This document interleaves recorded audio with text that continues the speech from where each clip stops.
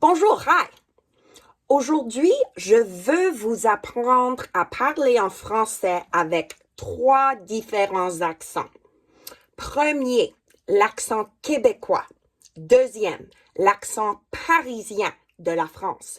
Troisième, l'accent acadien du Nouveau-Brunswick ou bien le chiac. Vous pouvez utiliser cet apprentissage lorsque vous voyagez aux endroits francophones ou dans les pays ou les endroits qu'on parle en français. Ou bien, si vous êtes à jouer un rôle, si vous jouez un rôle dans une pièce de théâtre, et il faut apprendre un accent en français. Alors, pour chaque accent, je vais montrer la différence entre mon accent, un accent d'anglophone, d'une anglophone qui parle en français, et je décrirai 3 endroits ou 3 aspects clés à pratiquer pour apprendre cet accent. Numéro 1, la position de la langue, la bouche et les lèvres pour faire cet accent. Les changements sonores caractéristiques pour chaque accent. Et troisième, une phrase pour s'entraîner à l'accent. Alors, on y va. Numéro 1, l'accent québécois. Alors, une phrase pour pratiquer l'accent québécois, ça serait « J'ai été au dépanneur acheter du lait ». Alors, ça c'est avec mon accent, un accent d'anglophone. Et avec un accent québécois, ça serait quelque chose comme « Je suis allé au dépanneur acheter la lait ». Alors, le placement de la bouche et les lèvres pour l'accent québécois. La bouche est plus arrondie, alors plutôt dans un cercle. La langue est plus haut dans la bouche. Les voyelles nasales sont très marquées. Alors, les sons qui seraient un petit peu nasales avec d'autres accents, c'est beaucoup plus nasal. Nasal veut dire le son qui sort du nez. Le son qui sort du nez. Plutôt, le placement du son, c'est ici.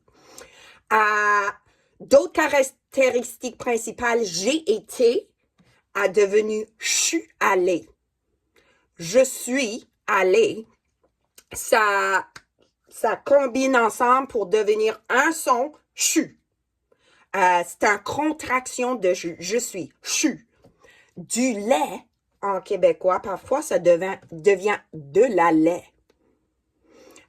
Acheter, comme moi je dirais avec mon accent anglophone, ça devient en québécois de la lait, de la lait, la lait, lait. L'intonation, c'est montante et descente, très mélodique. Alors, pour une autre fois, avec mon accent d'anglophone, j'ai été au dépanneur acheter du lait. En Québec, je suis allé au dépanneur acheter de la lait. Écoutez comment les voyelles sont ouvertes et la nasalisation, c'est très marqué. Je suis allé au dépanneur acheter de la lait. Une autre phrase à pratiquer pour le québécois. Il fait frais ici. Il fait froid ici. Il fait frais ici. Numéro 2, l'accent parisien. Une phrase pour pratiquer l'accent parisien. Moi, avec mon accent, je vais acheter une baguette à la boulangerie. En parisien, je vais acheter une baguette à la boulangerie. Je vais acheter une baguette à la boulangerie. Je vais acheter une baguette à la boulangerie. À la boulangerie. Le placement de la bouche et les lèvres sont moins arrondies qu'en québécois, sauf pour le son U, I, U, U. C'est trop U. Un peu plate et plus U.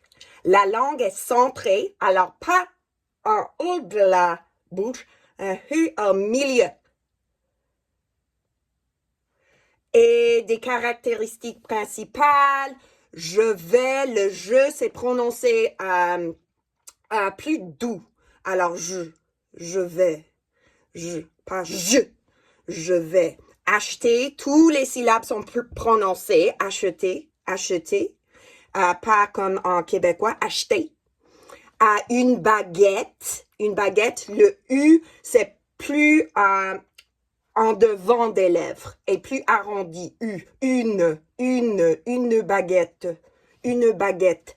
À la boulangerie, comme moi je dirais la boulangerie, mais c'est plus prononcer chaque syllabe. La boulangerie. D'accord? Pour pratiquer l'accent parisien, je vais acheter une baguette à la boulangerie. En parisien, je vais acheter une baguette à la boulangerie. Je vais acheter une baguette à la boulangerie.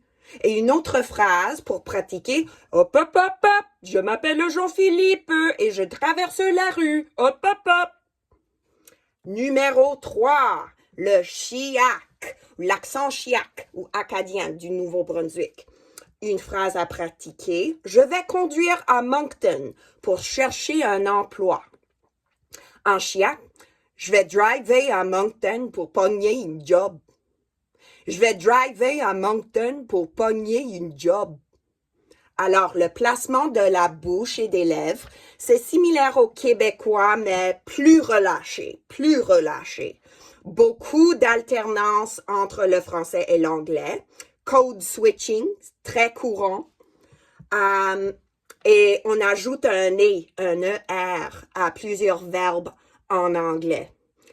Je vais looker pour mon fils. I cannot find him aux stations d'essence. Des caractéristiques principales, le mélange de l'anglais et le français. Je vais checker ça later. Beaucoup d'anglicismes intégrés phonétiquement au français. Alors, les changements dans la phrase de l'exemple, je vais driver à Moncton pour pogner une job. Je vais. Alors, dans mon accent, un accent anglophone ou peut-être même en québécois ou parisien, ça serait je vais. Mais en chiac, je vais.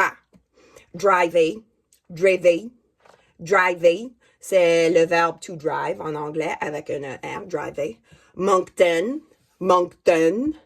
En anglais, je dirais Moncton.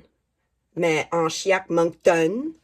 Et pogner, c'est du slang acadien pour attraper ou trouver. Pogner. To get a job. Une job, c'est une job. Pour pratiquer la prononciation, je vais driver à Moncton pour pogner une job. Une autre phrase en chiac, il y a full de monde au mall à cette heure. À cette heure, c'est un mot de vocabulaire particulièrement acadien.